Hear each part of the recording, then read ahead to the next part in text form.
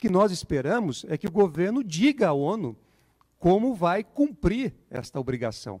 Então, hoje, a bola está com o governo brasileiro, que tem que responder para a ONU em até 180 dias, dizendo como irá reparar os danos causados ao ex-presidente Lula e como irá evitar que outros cidadãos brasileiros sejam submetidos às mesmas violações que foram impostas ao Lula.